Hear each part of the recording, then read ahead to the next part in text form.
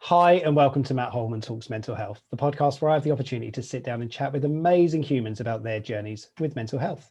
For this episode, I'm so happy to introduce Yasmin to the conversation. Welcome, Yasmin.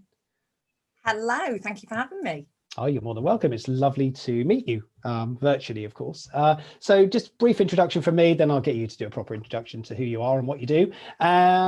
Yasmin and I met through social media, through LinkedIn, but we're also both mental health first aid instructors. So we share a sort of a common role in society, I guess, helping support conversations of mental health, supporting others. When Yasmin and I connected, it was just perfect to sit down and just know a little bit about her motivations and why she does what she does as well. So I know she's going to tell us. Yasmin, I'm going to throw it over to you. Welcome. Lovely to meet you for the first time, actually, virtually here. So yeah, over to you. Tell us what you do. Thank you very much. It's absolutely lovely to be here. What do I do? Well, my aim is to basically help people talk more openly about mental health, about their own well-being, and understand mental health, because I think there's just so much confusion over what it is and what it isn't. And you know, the reality is, as you probably well know, when people think about mental health or talk about mental health, they think of mental ill health. And for me, it was really important, because of my own experience and journey, to try and change the barometer on that. So within my business, I work with organizations mainly, and sometimes individuals, about supporting the business to change the conversation and change the barometer and the dial around mental health and well-being, and make it so that there is an open space and a safe space for people to feel comfortable talking about how they're feeling. And that's when they're feeling okay, and also when they're not feeling okay. And part of that is through mental health awareness training, through mental health first aid, just as you similarly do, but also through coaching, because that's something that I've career continued with what I'm doing now, whether that's one-to-one coaching, corporate coaching, or train the coach, and also with, and I have to say women, because it's quite often it is mainly women rather than men for this particular one, is women who are a similar age to myself, sort of mid-40s, late 40s, who are basically sitting there going, right, well, children have grown up, moving out. What am I going to do? Who am I now? I'm not a mum, and you know, I want to change my career. What do I want to be? What do I want to do? And we do a lot of work around that, because from experience, that's hugely daunting, and it can be quite destabilizing when you decide to make huge changes. Sure. Even when you know you want to do them. That's a lot of what I do and what I focus on. Brilliant. Well, on a day-to-day business. Brilliant stuff. Well, welcome. Thanks for sharing that as well. And I'm sure we'll share your contact details with people as well if they do want to get in touch, do want to find out more about the work that you do. But the big question of the podcast for everybody that comes on, that volunteers to share their story, is your story. It's your journey with mental health. And as I always say, you define what you speak about, you define how you interpret the question, of course, because I want to hear from your perspective what's been going on in your world, in your life. So I'm going to throw that over to you and take it away.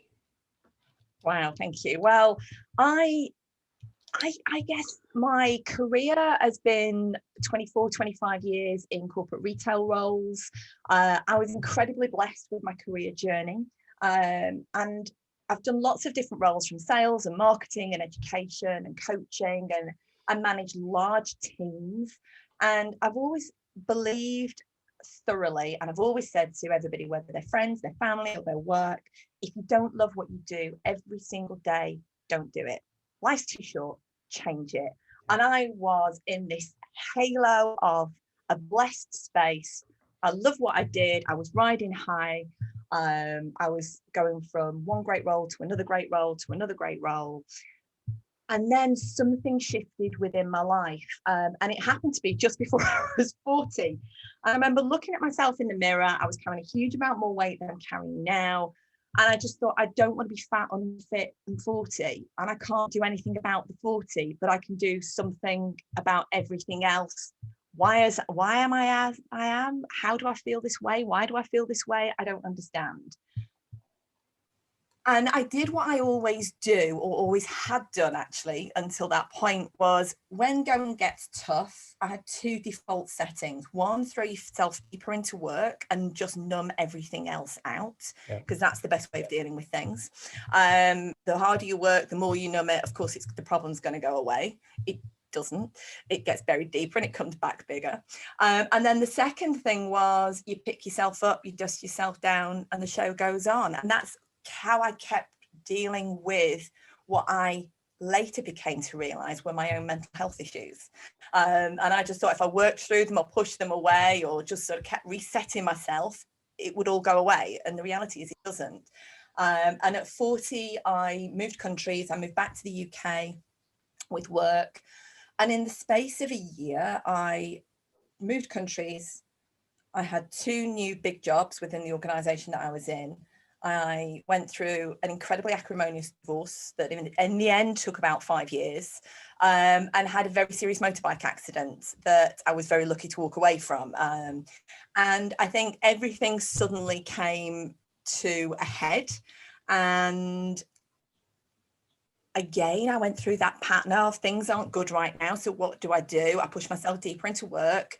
I book a trip, I walk the Great Wall of China, and I throw myself deeper and deeper and deeper into things. And it came to a point where I absolutely crashed and burned.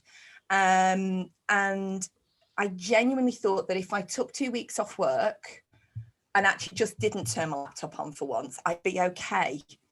And the 2 weeks came and went. And then I went back to see this wonderful woman who is completely in the right vocation in her life. She was the nurse at my GP, and she did an asthma check on me, because at the time I was a smoker. I'm now not a smoker, as we talked about earlier on. And she just said, I think there's more to this than you are allowing yourself to believe. Let's get you a referral. Let's get you some help. Okay. And I was really fortunate through the organisation that I worked for. I had private medical, so I was very, very blessed. I had an amazing consultant psychotherapist that I went to at the Priory. I spent time there, and I was probably under their care for about 3 years in total. And I always say that in life, I do everything incredibly well. And that includes when I crash and burn. And I crashed and burned really hard with my mental health. It took an effect on my physical health, my relationships, my friendships. But I actually managed to hide it for the first 6 months of being off work. So obviously work knew that I was off, but friends and family, as far as they knew, I was still working. I kept missing family engagements and social engagements because I was working away, but I wasn't. Right. I was just trying to pull myself out of this hole that I was in with a huge amount of depression, a huge amount of anxiety on a level that I was incredibly high functioning because of my unrelenting standards that wouldn't allow me to do anything else. Yeah. And I just had to take time and really reassess where I was. After a period of time out, I went back into work, and I think it was that moment where I actually had to listen to myself and realize that if I didn't love what I did every single day, actually, I had to change it and I had to do something different. And it was a really big time in my life because my career had always defined me. My career had come before my friendships, my family, my husband at the time. It had always been my number one priority. And when I chose to step away from that, which was the right thing for me, to do what I loved, which was coaching people and developing people, and actually I retrained as a CBT therapist, looked into mental health, realized how important it was to have a way of understanding our mental health, a way of talking about it, a way of understanding what is right for each individual to care for their own well-being. And that's what I wanted to do. I had to then realize that who I thought I was wasn't who I was. So if that was the case, who was I? What defined me? And that was a tough moment because I'd always been defined by my career. And it was that light bulb moment of, if I'm not that person, who am I? And that was another moment actually where my mental health took another knock, I would say, because it was that dawning realization of everything I'd worked so hard for 24, 25 years to become and to be wasn't the person I wanted to be. So who did I want to be? So that was where I made the decision to really start to redefine my life, even on a basic day-to-day basis, which brought me to where I am now. Wow. With what I do. That's a journey, isn't it? That's a journey.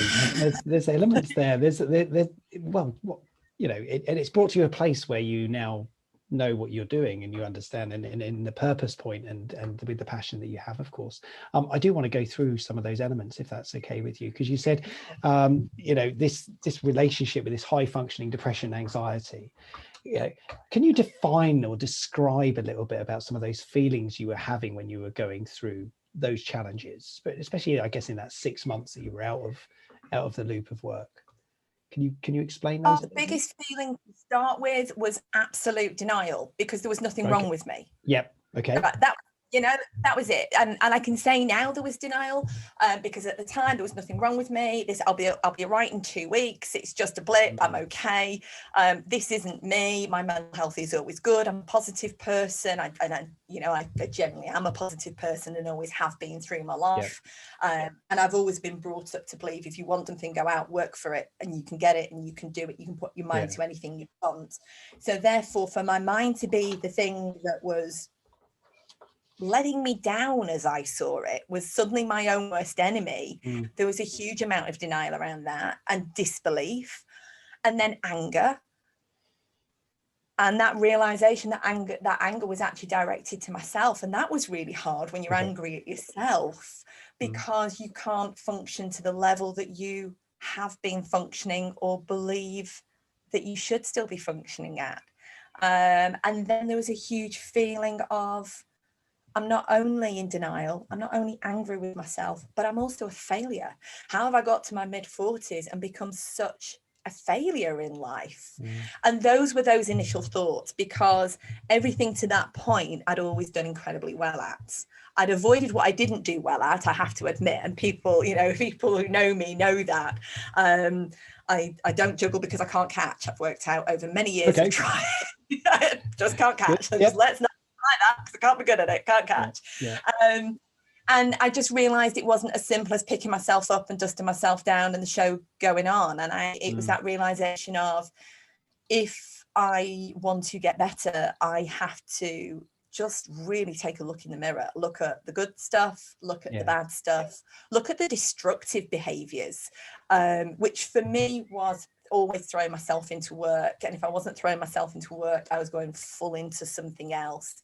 I went into competition walking, which started with this is the mission to get fit and not fat and 40, just 40. I started doing sort of 25k walks, 50k walks, 100k competition walks, and that takes, you know, you're a runner, you know, the amount of it's not just the walk, it's the training that goes into. And it was a case of, if I just numb it all out, it won't be real, it will be okay, it will go away. And it doesn't. You've just got to reassess.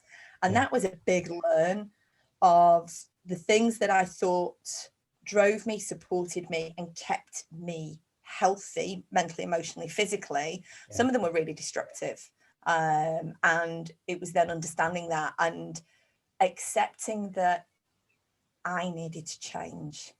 You know, it's not everybody else always around you. Sometimes the common denominator to all of your issues is yourself. And what are you going to do about that? You've got to take that ownership. You've got to take that responsibility and work with people who can help you recognize that and start your own journey to recovery. And that was a big part for me. I'm really intrigued by this moment of awareness, you know, this moment that you went, something's not right, I need some help. How did that come about? Do you remember that moment? Can you sort of put a finger on it when it would have happened, and when you went from that denial point to then realizing that I need some support? Do you know what? I thought it had happened when I was sitting in the nurse's office at the doctor's in Chiswick, and I cried about a peak flow reading that was really bad. She's like, why on earth would you cry about that? That's just, I'm always below about 240. My peak flow readings are really bad. I thought it was that moment, and then it was about 6 months later that I actually really realized, you know, they sort of said, try different things. I tried yoga. Okay. I then realized I couldn't breathe. And I was like, how did I not know how to breathe properly? All of these different things. And it was probably a good 6 months into that start of that recovery journey that the penny actually dropped. Yeah. That I wasn't really okay. And by excluding friends and family and not talking to them and not opening up, I was actually making the situation worse rather than going, do you know what? I need support from you guys now. You know, I can't fix everybody else because I can't fix myself, because I do not know where to start. Yeah. And you know, when we talk about, when we do training, we talk about the stress container. That was a big thing for me, because I know my tells. I get irritable, I get snappy, and I get really helpful. The more stressed I am, or the more pressure I'm under, the more helpful I get to everybody else, because it's a good avoidance tactic to actually deal with stuff. And a friend of mine said to me, he said, how you doing? I said, yeah, I'm okay. I said, you know me, I'm always okay. And he said, yeah. He said, I do know you. And whenever you say that, you are not okay. What's going on? Okay. I think it was that conversation with him. And I was like, how dare you know me that well? How dare you see through me? Because I thought my veneer was so good that you wouldn't see it. And I suppose that's when people go and ask again, you know, come on. And I recognize that saying. I know you only pull that one out when stuff's really tough. What is it? What's going on this time round? And I think that really helped me as well. Yeah. Definitely. But you hid it for a long time. You said, you know, you didn't engage with family and friends. And how did, so talk to me, if you can, about that first moment of telling them, or at least sharing with them something. How did that happen? How did that feel? You know, the first time I did it, I've because of the industry that I've worked in, there's a group of us who started out 24 years ago working on shop floor, selling lipsticks for a living together, and we've remained friends. And it's the one group of every single year at Christmas, wherever we all are, we come together and we have a night out and we catch up and what have you. And it was that Christmas gathering, and we're sitting round and we're chatting, and we'd thrown a huge conference at work that I'd set up and then hadn't been there because I'd gone off the day before the conference, much against what I wanted to do. But work had said, like, you are not in great shape. Yeah. You need to time out. They were very, very good. Okay. And one of my friends said, oh, the conference that you guys ran was amazing. Everybody's been talking about it. But so-and-so said you weren't there. And I said, oh, no, I wasn't. I've got a cold. And then another friend said, well, the cold wouldn't stop you being there. What's really going on? And, you know, when you're faced with people who've known you for a long time and know you well and know your bullshit, sorry to say it, that's all right, and call you out on something. And they did. And I just said, well, you know what? It's been a bit more than that. I've had to take some time out to reassess. You know, life's just got a bit too much on top of me, but I'm okay. Well, how long have you been out? 6 months. Right. Why have you talked to us? I said, because it's nobody else's problem. Nobody else can do anything for me here. I've just got to sort it out myself. Yeah. How's that going for you? It's probably not going as well as it could be going. Well, why do you think that is? Stop coaching me. You're my friends. I see where this conversation's going. Oh, right. Yeah. Don't back me into a corner. Why didn't you talk to us? And they really called me out on it. Yeah. And they said, you know, you can't do it on your own. You can't do everything on your own. There's times when actually you just need to have a conversation. And for those people who deeply care and those people who know you, if you just sit and cry or curl up on the sofa under a blanket and fall asleep because that's what you need to do, that's okay. And for me, that friendship was so important, but I'd always seen it as it was important for me to support others. I hadn't recognized in friendship that it's a two-way street, and to ask for help and support, I need it because I didn't want to burden anybody else. Yeah. And that conversation with them, I have to say, made it easier to talk to other people about it as well. And I slowly started to sort of let my inner circle talk to my mum about it, and you know, to my closest friends from there. And then I thought, you know, I'm good.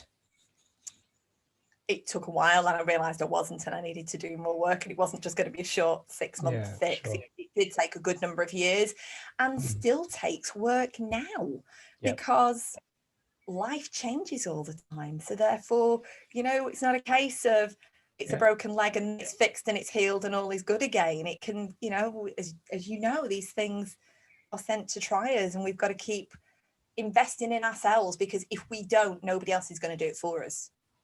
No, you're absolutely right. And, you know, I'm the massive advocate of this self-care piece, which is, you know, we need to practice it more. We need to really value it more than ever before. And this last year has taught us so much around, you know, the need to look after ourselves in different ways. So I want to talk a little bit about your sort of where you are now in your mental journey, and where you or how you feel at the moment about things, because obviously you've been through a lived experience, and, you know, and no doubt you feel some of those challenges still. But how are you feeling at the moment about everything? I'm feeling pretty positive about things at the moment. Brilliant. I think when we went, it's been really interesting to watch people's journeys. When a lot of people that went into the first lockdown, they found that really, really hard. Yeah. I actually found it really easy. And I think because I'd almost put myself into my own personal lockdown sort of a number of years ago for 6 months, where I excluded myself from everybody, it wasn't the first time I'd done it. So in that case, I was like, okay, I've done this before, I can do this again. 6 months to myself. Great. Thank you. Thank you, world. I know what I'm doing. I'm reading, I'm walking, I'm spending time to myself and in nature and gardening and digging and doing all the things that are good, I know are good for me. And then we went into lockdown, and lockdown, it was an interesting time to have launched my business in January last year, because what a time to do it. Sort of 2 months before we went into lockdown. So that was an interesting curveball. But actually what it did is it opened up more conversations around mental health and well-being and support, and how other people were struggling with furlough and being at home and working from home, and how all of those challenges that they had. And then I think Christmas time, I found it quite tough. You know, not being able to get outside as much, the weather turning bad, the cold, the dark, all of the things that normally help me were more restricted in that sense, and not being able to travel and see people that are really special to me. But as the year has started to progress back on, and the weather has started to improve and the days get longer, I've been able to do more of the things that are right for me within my own personal self-care journey.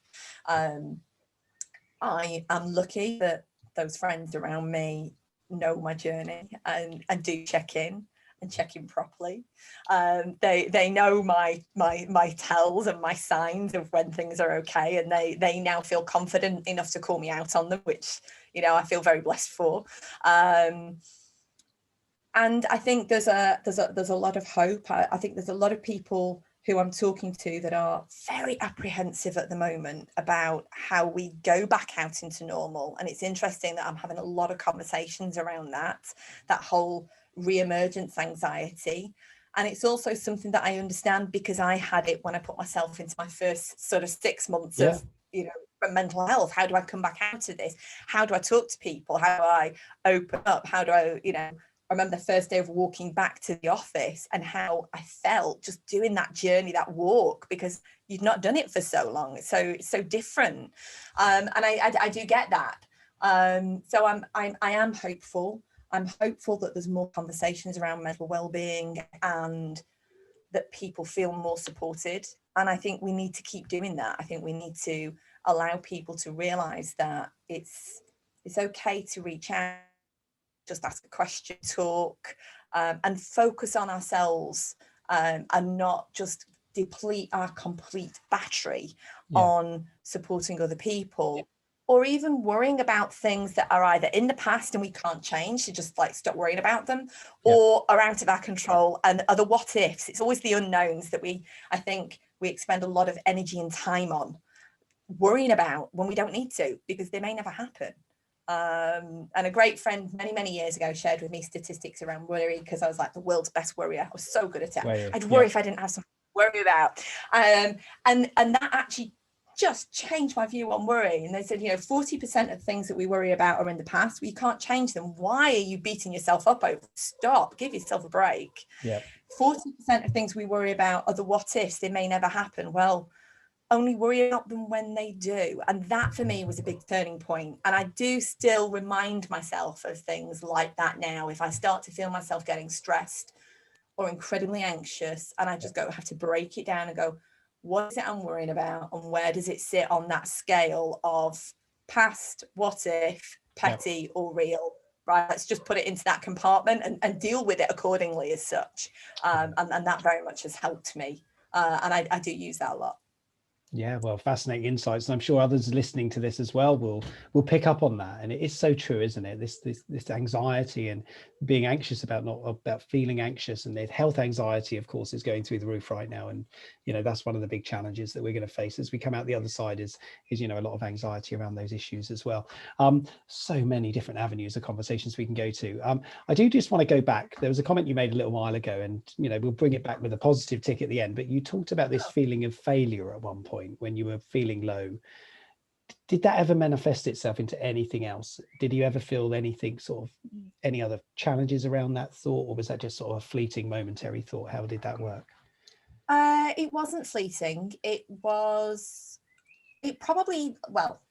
didn't feel fleeting. It probably lasted for about a good 6 or 7 months while I wrestled it and got my head around it. It wasn't just a case of fleeting, passing, and I'm okay. Yeah.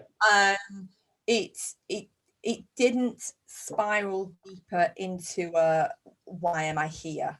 Okay. It didn't go down that avenue at all. And I think that's probably tied into shame, because if you're a failure, there's a huge amount of shame. You don't want to admit that, because then other people see it. So it was very much an internal battle. And probably, I think if the only person I actually had that conversation with at the time about I felt like a failure was with my mother. Okay. And I said, I don't know who I am. I feel like I've failed. I've had this amazing career. Yes, I'm choosing to step away from it. Yes, it's the right thing for me. Yes, I know what I'm doing. My eyes are wide open. So why am I now feeling like this? Why do I now not know who I am and I feel like I'm a failure? And she just said to me, she said, because you're at a point in life where you are making so many huge changes, even if you know they're right and they're planned, it's a change, and change is uncertain. And this, you do a lot of change management work, how destabilizing it is, remember all those things from your past and use them. And it's that moment of redefining. It's that moment of that chrysalis moment of you emerging out into something else. And that's why I do quite a lot of work, I guess, with women who are a similar age of me, who have had a very set view of their own role for so long, whether that's career or motherhood or, partner or whatever. And then suddenly go, it served me well till now. And that was the thing I didn't recognize. I didn't recognize that it had served me well till then, and to be grateful for it, to move into something else that served me. I saw it as I have done this and it has defined me. If I'm not that, what am I? I'm a failure. Yeah. So that was the piece of work I needed to do on that. And it was that reframing of how I viewed it. And it does take work, all these things always do. Yeah. You can't just flick a switch and your mind's different on it. You have to actually be nice, sit and rationalize it. Oh, wouldn't it be nice if we could? That's what we were looking for, isn't it? Is that ability to be able to do that. Thank you so much for sharing that as well. Thanks for asking my questions, and I hope they're okay. Nothing probing too deep in there, but it's a useful sort of recognition for others to sort of experience, because there will be a lot of people out there feeling some of these real thoughts, and feelings that they're going through, the emotions.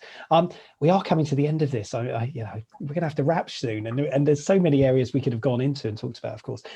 So I'm just going to say a huge thank you first, and then I'm going to pass it over to you for your final thoughts, words of wisdom, anything you'd like to share and impart to the listeners of this, of course. So so huge thanks. There you go, pass it over to you. So final very much.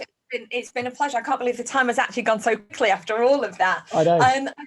I think for me, I would encourage people to just to open up and to talk. And you can't always open up to everybody, but just see if there's somebody you can reach out to, that if you are struggling, you can talk to in a way that you feel comfortable and that it will benefit you. and also know what are things that work for you, that help you with your own emotional resilience, your own stress container, your own well-being, whether that's walking, gardening, music, reading, time with other people, time alone as well is also important. You know, understanding the different types of rest that you need, and what they can give you, and don't feel as if you are being selfish, because actually it's really important to look after yourself, because if you can't look after yourself, if you can't be strong, you can't do it for anybody else. And it is so important to recognize guilty or ashamed for it either. No, very good, and you're absolutely right. And we're singing from the same hymn sheet here, because it is such an important part, looking after yourself first, and then you're able to support and look after others. So please, for everybody listening, do make sure you take a lot of time out for self-care. It is definitely not selfish. It's just about giving yourself that permission to pause. It's so important to do that. Yasmin, thank you so much. It's been wonderful catching up and talking to you, and actually meeting you for the first time like this, as I said earlier. As you said, if anybody is struggling, if you do need extra help or support, you can always reach out to one of us. Yasmin and I are both available, of course, very accessible. But there are organisations out there that exist today to help you if you are struggling. If you do need a safe space to talk, Samaritans exists exactly for that purpose. I always do it at the end of every podcast that I record, to let people and remind people that Samaritans is there 24 hours a day, 7 days a week. 116 123 is the number. If you don't like to call, you can text the shout 85258, and there are many other organisations out there as well. I should probably record this bit because I do it every time, but because we don't edit, because we don't add anything to these, this is the real version. I say it, it sort of rolls off the tongue quite easily now, so it's all good. Yasmin, I want to wish you all the very best of luck with everything you do with your business. There'll be tags and links to everything through this podcast, so it's been amazing. I wish you all the very best. You're an amazing human. Keep being an amazing human, and I'll catch up with you soon. Brilliant. Thank you. Take care. Bye-bye.